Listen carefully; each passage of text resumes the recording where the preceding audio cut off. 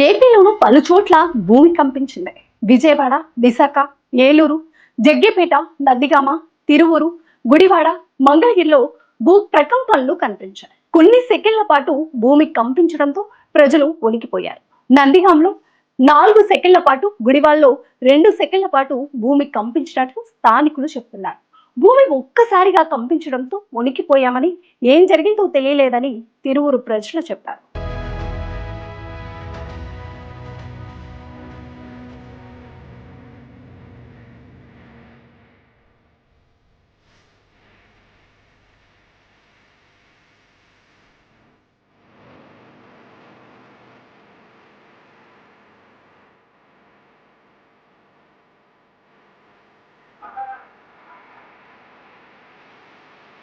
నా పేరు మోదు ప్రసాద్.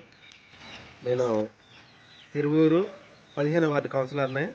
మరి ఈరోజు ఉదయం సుమారుగా 7 గంటల 7:15 ఆ పరిసర ప్రాంతాల్లోనే నేను మంచం మీద పడుకొని ఉన్నాను. రాత్రి విజయవాడ వెళ్ళొచ్చి కొద్దిగా అంతా ఒళ్ళు నొప్పులుగా ఉండి పడుకొని ఇంకా కళ్ళు తెరవలేదు. అయితే అకస్మాత్తుగా మంచం ఎవరో ఊపుతున్నట్లుగా అనిపించి నేను కళ్ళు తెరిచి చూసేసరికి మంచం పక్కన ఎవరు కూడా లేరు. అటు ఇటు చూసి అసలు నాకు కొద్దిసేపు అయోమయం అయిపోయి నేను బయటకు ఉరికొచ్చాను. బయటకు వచ్చిన తర్వాత కొద్దిసేపటికి నాకు